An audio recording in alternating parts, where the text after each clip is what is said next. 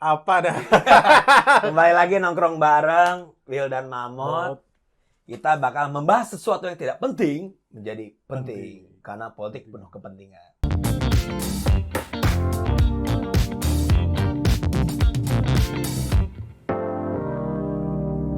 Kita bakal ngebahas apa nih, Dan? Ngebahas yang nggak penting. Ya, karena menurut kita tuh udah menjadi orang tidak penting, jadi kita harus mengadvokasi orang-orang tidak penting untuk menjadi penting.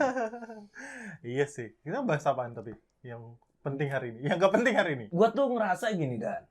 Anjir, lu jangan kayak dibuat-buat gitu dong. Gua menarik. Jadi kita kan sama-sama sarjana ilmu politik nih. Iya, Gua sama sarjana Dana. sip. Sarjana ilmu politik. politik. Nah, jadi intinya gue mau tahu sih sebenarnya anak-anak sarjana ilmu politik tuh larinya kemana aja sih dia kerjaannya gitu kan. Ya. Oke. Lu tuh, gue mau nanya deh, lu kan sarjana ilmu politik UI ya, UI dong. yang kota banget gitu, Iya gitu kan. dong. Iya dong, harus dong. Lu sekarang kerjanya apa sih, Dan? Maksudnya dari awal lu habis lulus terus sampai sekarang jadi manusia yang tidak bermanfaat buat bangsa gitu, itu gimana ceritanya tuh? Mahasiswa. Kok nggak bermanfaat buat bangsa?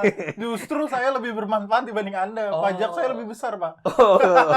Ada-aduan pajak nih. Iya, dua-duaan pajak. Nah, terus tapi gue kerjanya apa sekarang? Iya, Mot, lu kerjanya apa, Mot?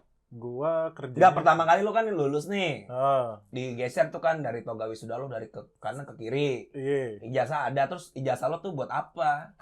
Buat judi kah? Atau nggak buat gade motor Digadein. gitu? Lo gimana tuh dulu? Harusnya gue dulu yang nanya lu kan dari desa nih. Ya anjing, dulu lah. Iya, Lo kan kalau UI lo kan adalah parameter Indo-barometer mahasiswa politik di Indonesia. mahasiswa politik Gitu di kan.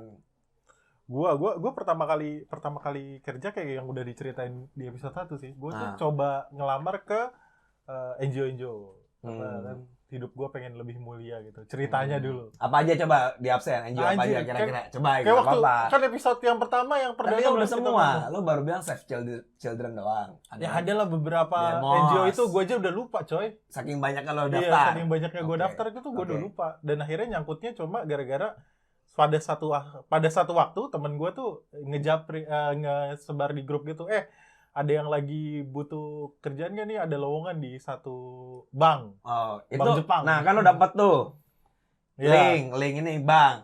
Pergolakan batin Nah, gimana nih sebagai ilmu politik? Sebenarnya itu si bank itu tuh udah apa? Jadi tuh sebenarnya NGO itu gue cuma sekali dipanggil sama yang volunteer gitu, gue lupa namanya. Indorelawan. Oh, Indorelawan. Gue Indorelawan. Gue pernah dipanggil sama Indorelawan doang untuk interview. Satu kali itu doang. Selainnya tuh gue akhirnya nyoba corporate dan di interview di corporate. Bahkan tuh sebenarnya gue udah pernah keterima di salah satu stasiun TV ngerjain program. Cuma karena nggak kuat kejauhan, Pak. Nah, Stasiun TV itu apa tuh?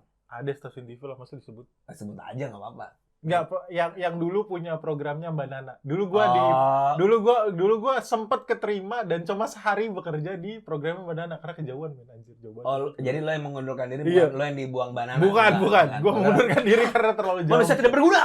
Gitu misalnya. Iya, terus akhirnya ketemu di bank itu.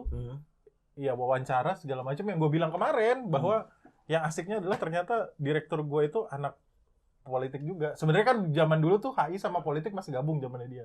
Jadi literally sebenarnya dia sarjana ilmu politik sebenarnya, tapi bagiannya HI. Setelah zamannya dia emang HI dipecah. Nah, lo berarti masuk bank tuh tahun berapa ya? 2014 kan gue lulus. Oh, 2014 langsung masuk ke bank gitu. Iya. Terus Lulus gue 2013, gue tuh ganjil sebenarnya. Oke. Terus dari bank kemana lagi lo? Ke bank, terus pindah ke bank lagi. 2 kali bank. 2 kali terus bank, udah sekarang di asuransi. Asuransi. Heeh. Terus selama lo pindah-pindah itu, politik lo tuh buat apa? Ilmu politik lo buat Kan apa? kita udah bahas ini Ya bahas lagi. di episode 1. Gak apa-apa. Tapi gini sih. Mungkin kita bahas dulu ini aja apa maksudnya gua akan mencoba mengaitkan apa yang gua dapat di politik gua dengan kerjaan gua sekarang. Betul, gitu. itu penting tuh. Nah, itu penting. Tapi kita absen dulu gitu. Kalau dari gue kan gue kerjanya akhirnya di bank nih. Gue kerjanya akhirnya di bank atau di FI lah karena bank asuransi. Nah, terus kalau teman-teman gue, temen lo. nih teman Rata-rata. Nah, teman seangkatan gue aja ya, gue absen ya. Mungkin kayak 5 orang tuh jadi ASN. Aparatur sipil negara. Itu di bidang apa tuh ASN? Nah, ada yang di Polhukam ada. Polhukam. Hukum dan HAM tuh kayaknya buka juga. Ada yang di ini Kominfo. Bahkan ada yang di BPKP. BPKP kan juga ya, Badan Pengawas Keuangan Pemerintah kan. Itu ngitung, men, dia jadi auditor di sana. Dan temen lo di angkatan lo ada yang jadi politisi gak, Bos? Maksudnya jadi penggawa partai, apa jadi anggota dewan? Ada ini sih, ada yang jadi stafsus. Stafsus. Nah, kayaknya ada afiliasi ke partai juga. Kayaknya ya. Gue nggak tahu ya. Gue menduga soalnya kayaknya ke arah sana. Terus ada juga, ini angkatan gue ya. Ini angkatan gue cerita. Ada yang dulunya jadi TA. Banyak kan sih jadi TA ya. Tenaga ahli. Ada yang kerja di corporate sih lebih banyak. Wartawan ada.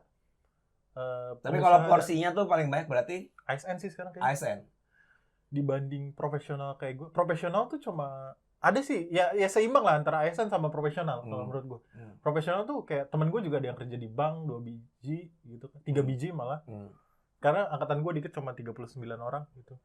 Terus sisanya tuh itu ada yang jadi TA, ada yang kerja di non corporate tapi non government juga. Ada tuh yang kayak gitu. Bukan NGO juga sih tapi kayak lembaga-lembaga gitulah. Tapi teman lo ada gak sih kayak nyesel gitu habis lulus jadi sarjana ilmu politik? Ada nggak ya nyesel? Ada. Enggak, kalau temen gue nih, temen gue. Lu dulu, absen dulu temen lu. Temen gue itu rata-rata jadi ibu rumah tangga. Yang perempuan, ibu rumah tangga. Ada juga sih ibu rumah tangga. Terus ada yang kerja di KPU, pusat daerah, ada beberapa lah temen gue.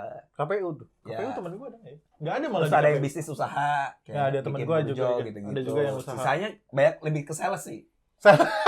Sales apa aja sih? Sales mobil, sales rokok kayak gitu. Kayaknya mungkin ada keterkaitan, Pak, antara sales dengan politik.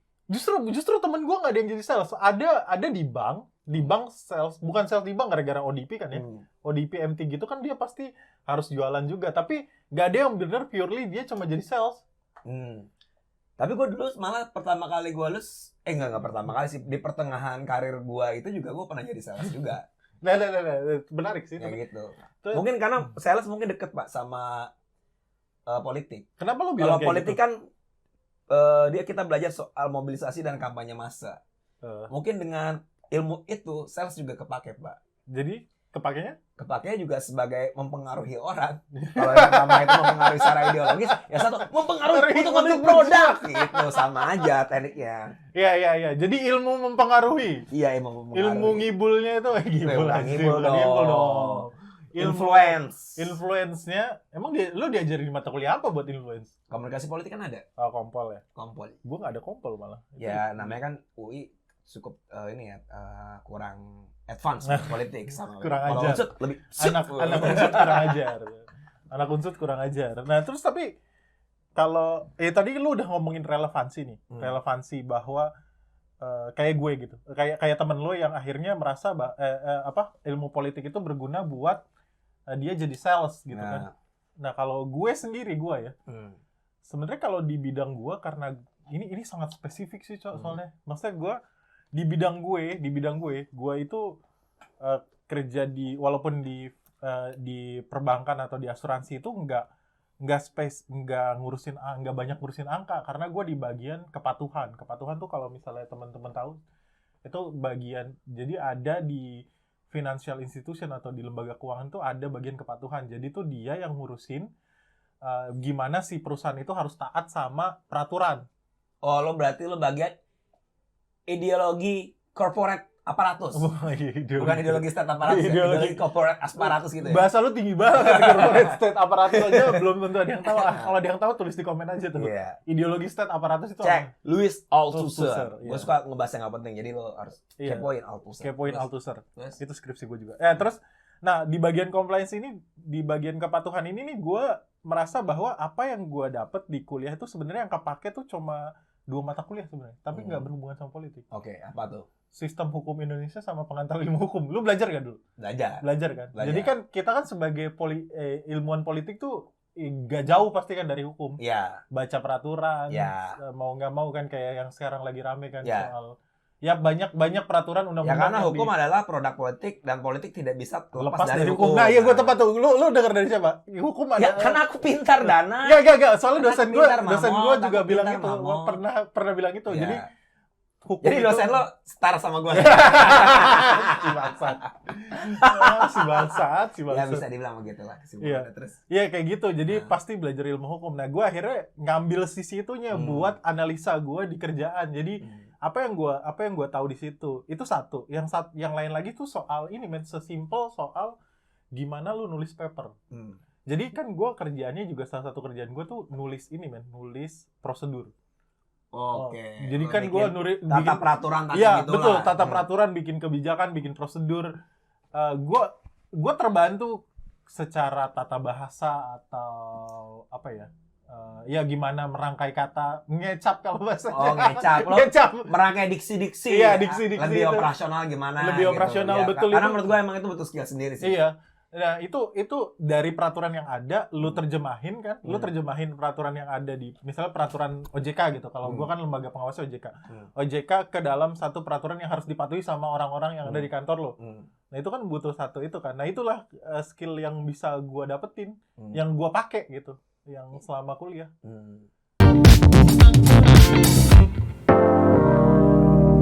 Tapi sebenarnya ada gak sih, Bos? Kan lo udah kerja di korporat gitu. Sebenarnya ada. Ini kenapa lu yang mau wawancarin gua, Bangsa? Gak apa-apa, tapi penting nih.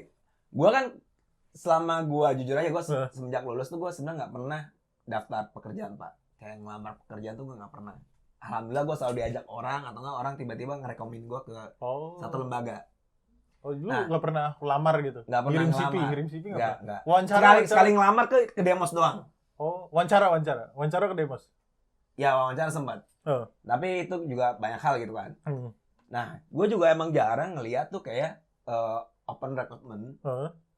Itu kayak ada ini loh, bro. Dicari jurusan ilmu politik. Oh, oke. Itu kan iya. langka. Kalau di corporate langka banget. Nah, di corporate gimana tuh? Kalau kemarin gue nyata kan gue kuliah di ilmu politik. Gue pengen daftar Akpol. Karena Akpol kan ada tuh ilmu politik bisa daftar di Akpol. Bisa daftar. Nah, yang corporate pengalaman lo gitu ada gak? Kagak ada.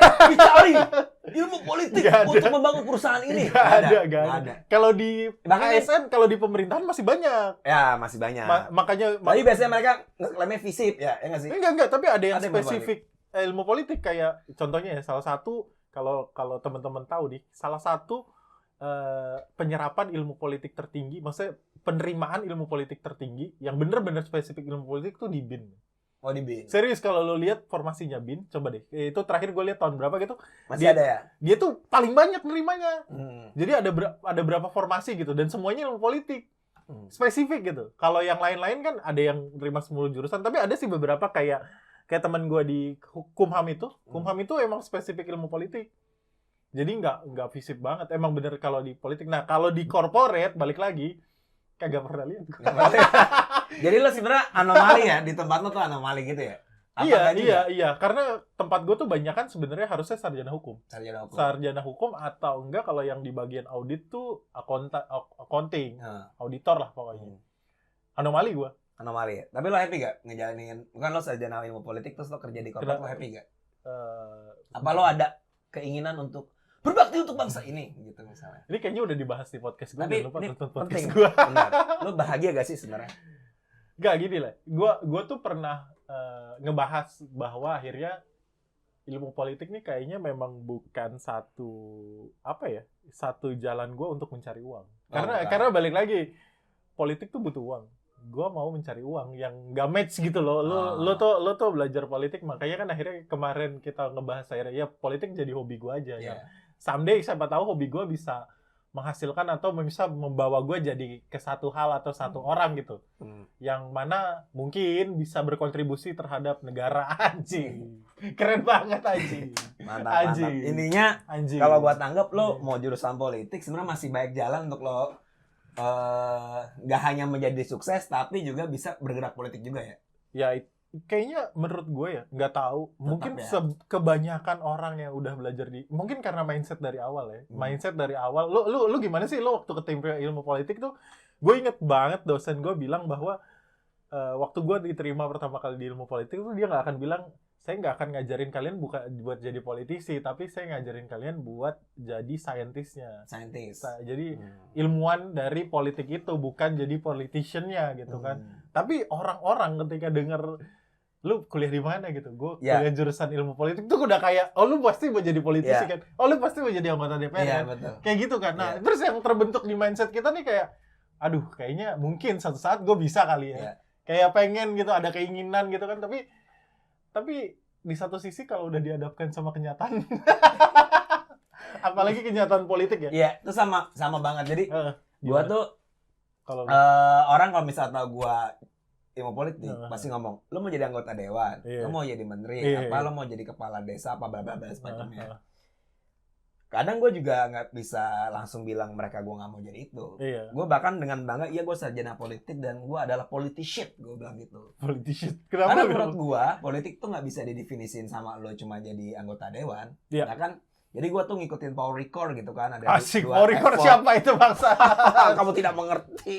Itu jadi ada dua, nggak intinya di menurut dia ada dua nih. Lo mau main politik di ranah strukturnya, institusi-institusinya, apa di ranah jejaring, informalnya lo bikin gerakan-gerakan. Ini sama-sama politisi menurut dia. Yang satunya adalah politik, yang satunya the politics gitu. Gue bilang politik sama the politics. Ya, politics dengan the politics kan beda. Jadi yang satu politik, yang satu yang politis. Nah, gue adalah politisi yang di politisi nih.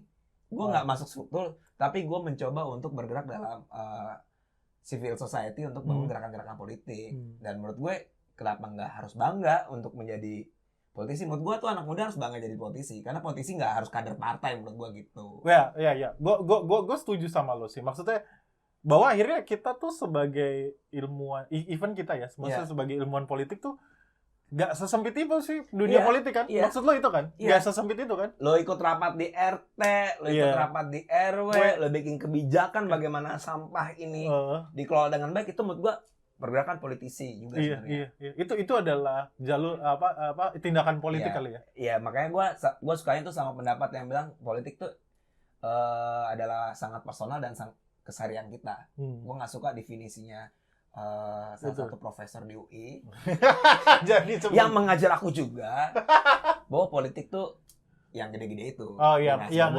black box, yang Lord ya yang gede loh, kayak macam Easton dan sebagainya. Easton, oh iya David Easton. Sama teori itu sebenarnya. Iya. Ya kalau Easton bilang apa? Politik itu apa? Easton, David Easton. Sistem politik. Nggak pasti inget. Sistem politik Easton ya? Ntar abis ini kita diketawain sama mahasiswa ilmu politik lagi nonton. Karena ada dua, gua mau jelasin tapi panjang. Intinya ada dua kan. Pertama itu Gabriel Almond sama Dave Easton. Kalau Easton kan masih ngomong struktural, kalau Gabriel Almond kan lebih kulturalnya. Nah, gua lebih rumputnya lebih senang Gabriel Almond. Iya, Almond. Ya, Almond sama Easton yang selalu jadi perdebatan kan itu. Ya, padahal tapi kan banyak politik yang post struktural juga kan, atau post modern bahkan. Tapi ini kenapa jadi berat sekali sih intinya? Enggak, jadi yang mau gua sampaikan adalah apapun yang kita lakukan sebenarnya masih ada politiknya kan. Politiknya. Sesimpel gini juga maksud gua. Itu kan yang kalau misalnya tadi yang gua bilang bahwa ilmu yang gue pelajari di kuliah itu yang bisa gue implementasikan di kerjaan kan. Nah, ilmu politik dalam tanda kutip politik yang bisa gue implementasikan di kerjaan tuh kayak Machiavellian. Oh, Machiavellian. Atau model patron kliennya siapa? Yang patron klien itu siapa sih? Iya, maksudnya patron klien itu Frank Lincoln. Iya, itu Frank Lincoln ya. Iya, Frank Lincoln. Yang soal patron klien yang di mana lu tuh harus nyari patron kan, nyari patron kalau lu mau survive gitu kan. Betul. Nah itu yang gue pelajari, nah itu yang gue coba implementasi ke kerjaan. Jadi gimana caranya gue cari patron biar karir gue lancar. Tonton, mamot. Abis kan, ya kemampuan lu emang harus diuji, tapi kan kalau lu nggak dikenal ya gimana caranya lu kayak gitu itu nggak sih itu politik yang sebenarnya kalau gue ada satu momen yang menurut gue politik ya. Jadi dulu gue tuh sangat resah dengan sarjana ilmu politik gue. Asik. Resahnya adalah apa? Tidak ada lapangan pekerjaan yang mudah gue temukan. Betul. Cuma gue pernah dulu ketemu sama orang ya, dia bagus banget nih. Dia memotivasi gue sebenarnya. Asik. Jadi dia bikin cerita nih Dan. Ceritanya ada seorang ahli hukum, ahli filsafat, ahli budaya, ahli agama, ahli ekonomi, ditambah ahli politik. Oke. Apa aja tadi? Hukum, budaya, filsafat, ekonomi, hukum, politik. 5 biji ini. 6. 6. Sama satu lagi agama. Agama, oke. Nah, jadi nih ada pertemuan nih 6 orang-orang pintar inilah bahasa kasarannya. Iya. Terus ada satu mosi yang dimasukin adalah ini negara nih udah mau hancur nih kata dia. Oke. Wah, udah nggak bisa dirapiin lagi. Oke. Lo ada solusi gak buat ini nih? Yang pertama nih 6 orang itu ditanya. Ditanya semua. Oke. 6 orang ditanya semua. Pertama ahli hukum. Dia ngomong, wah negara hancur. Kita harus tegakkan hukum walau langit runtuh katanya. Walaupun langit runtuh, kita harus tetap tegakkan hukum. Dia ngomong gitu ahli hukum. Terus yang kedua, budaya nih dibilang. Gimana nih? Ini karena budaya kita rusak, kita harus bangun budaya kita. Wih, sedap. Gitu katanya dia. Langsung lari lagi ke agamawan. Bukan, ini negara hancur karena orang-orang sudah menjauhi agama. Jadi kita harus perkuat lagi peran agama. Biar orang makin bermoral, mencintai Tuhan, dan akhirnya mencintai negara. Terus ada ahli ekonomi. Kagak bos, ini karena kita tuh nggak ada kemandirian ekonomi. Dia bilang kayak gitu. Bilang gitu. Si filsafat, nggak mau kalah kan dia sebagai orang yang merasa lebih pintar dari semua. Enggak, ini karena kita tidak punya kebajikan. Kita tidak punya virtu. Kita harus butuh king philosopher nih katanya. Philosopher king. Ya, philosopher king. Buat menata negara. Si orang politiknya masih ngerokok-ngerokok, bos. Masih ngerokok-ngerokok. Ngerokok, ketawa-tawa gini kan. Terus? Yang 5-nya langsung ngomong. Weh, lu idenya apa, bos? Dibilang gitu. Terus? Dia bilang gini, Bos, ide gue itu adalah mengumpulkan ahli hukum, ahli ekonomi, ahli agama, ahli filsafat, sama ahli budaya untuk berdiskusi bagaimana menyelamatkan negara kita, Pak. Itu solusi dari politisi. Jadi ya teman gue dengan cerita itu pengen menunjukkan ke gue, kadang ilmu politik itu praktis banget. Sepraktis itu. Dan lo bisa menciptakan hal yang tidak mungkin menjadi mungkin. Dan makanya yang dibilang apa? Sarjana ilmu politik itu harus punya 2 hal. Pertama, ketangkasan, kata dia. Ketangkasan. Yang kedua ada fleksibilitas. Lu jadi kayak motivator aja. Enggak. Dan akhirnya itu memotivasi gue benar. Kenapa? Karena gue kerja ya, Dan ya. Gue kerja di lembaga riset. Terus di marketing, bantu negara juga urusin keluarga. Bantu negara juga ngurusin kebijakan, ngurusin politik juga, marketing juga, dan semacamnya. Tapi awalnya gue ngerasa, kok gue gak jelas banget hidup gue gitu kan dari masih ada politik. Tapi ternyata berapa ilmu politik gue kepake juga gitu. Ke semua bidang itu? Semua bidang itu ternyata works juga gitu. Dan gue malah dibilang, gue kan belajar marketing juga sekarang. Ternyata tuh marketing sama ilmu politik tuh tipis banget, Pak. Kalau misalnya si politik ini kayak memetakan bagaimana perilaku masyarakatnya, marketing mengajarkan gue bagaimana mengubah perilaku masyarakat secara lebih real gitu. Jadi ya gue ngerasa ya mungkin sekarang yang namanya ilmu pengetahuan nggak bisa satu tok pohon sendiri ya. Maksudnya kita akan berjejaring dengan baik ilmu pengetahuan. Ya akan bersinggungan dengan ilmu pengetahuan lainnya. Jadi gue akhirnya mungkin gue nggak menyesal dengan ilmu politik, dan gue sangat bersyukur gue dapat ilmu politik karena perspektif gue nggak cuma normatif soal bagaimana masyarakat, tapi ada muatan-muatan kepentingan yang menggerakkan agen-agen itu gitu sih. Jadi gue suka kesimpulan lo bahwa akhirnya gue pinter. Ada bercanda. Ya maksud gue, tapi emang apa yang kita pelajari dan kita dapat itu logika berpikir. Betul. Di politik kan, yang akhirnya membuat kita bisa bernalar, dan akhirnya kalau kata bahasanya Rocky Gerung tuh bernalar dan akhirnya bisa masuk juga tuh ke kerjaan-kerjaan kita. Jadi menurut gue sih sebenarnya memang secara lapangan pekerjaan itu tidak banyak yang benar-benar menerima jurusan ilmu politik, nggak kayak hukum, akuntansi, ekonomi, apalagi sekarang informatika. Gue nyesel dulu nggak benar-benar masuk komputer karena banyak banget orang yang ilmu komputer itu karena 4.0 ini kan. Tapi sebenarnya di satu sisi kita tuh malah justru adalah ilmuwan yang lulusan sarjana yang sebenarnya bisa semuanya. Karena menurut gue tuh kayak di politik tuh lengkap banget ya. Buat sarjana sana, kepemimpinan ada, komunikasi ada, manajerial ada. Manajerial terus ada. Pembahasan ekonomi, sosial, budaya juga ada. Jadi menurut gue tuh politik paket lengkap aja. Sebenarnya ada lagi juga statistik tuh kita belajar. Statistik juga belajar. Matematika kita belajar. Seenggaknya matematika dasar, statistik gitu. Dan menurut gue itu yang membuat skill istilahnya tuh kalau bahasa gue tuh touch knowledge gitu ya. yang bisa dimiliki sama anak-anak politik. Jadi dia tuh ada skill yang nggak terlalu muncul, Iya. tapi itu kepake sama Itu dia kepake, gitu. iya benar. Gitu kan? Kayak satu bagian scattered gitu kan, tapi ini tuh sebenarnya yang kepake nanti ini. Itu pengen gue mau sampai nih sama Dana sama gua di Kodana Mamot. Wildan Mamot ini. Dia masih pakai nama gue anjing. Ya, Belum biasa. Sama Wildan Mamot ini lu nggak usah sedih-sedih amat ketika lu sarjana ilmu politik tapi lu mungkin kerja di bank, terus kerja di NGO atau nggak kerja yang mungkin jauh dari disiplin lo ya. Disiplin nggak usah sedih juga, nggak bisa jadi anggota DPR. Nggak usah sedih juga. Nggak bisa jadi menteri, gubernur, menteri. Nggak jadi juga. Karena menurut gua dimanapun sarjana ilmu politik ini di provinsi apapun, lo bisa memberikan pengaruh positif buat bangsa lo maupun kantor lo minimal gitu kan. Iya, dan lo bisa implement your knowledge lah ya. Ya utamanya nalar lo sih. Ya, karena menurut gua sih ya politik nggak cuma ada di partai politik maupun di negara, tapi di perusahaan maupun di kehidupan keseharian kita kayak keluarga aja tuh juga ada politik. Pasti ada. Jadi gimana? Jadi kesimpulannya bagus banget itu. Jadi bijak sekali. Padahal nggak penting. Nggak penting. Ngurusin jurusan ilmu politik doang. Iya. Jurusan lain bodo amat. Nah, sekarang emang benar ini kan masih dilema ya. Iya, mungkin teman-teman gue yang kayak kerja di sales, kerja yang jadi IO dan semacamnya ngerasa kayak aduh gue kayak percuma banget. Iya. Padahal enggak sih. Padahal sih nggak seharusnya kayak gitu kan. Iya.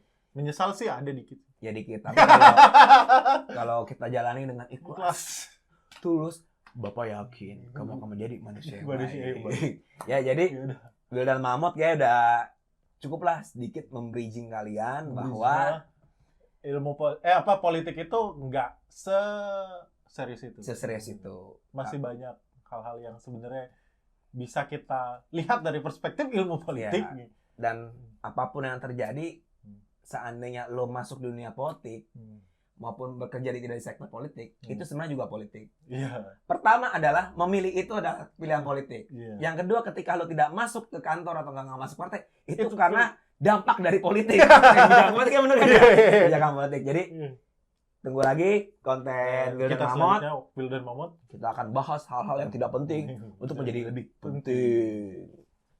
Lu lebay banget sih. Dadah. Sampai jumpa lagi. Sampai jumpa lagi. Produced by Total Politik and powered by haluan.co.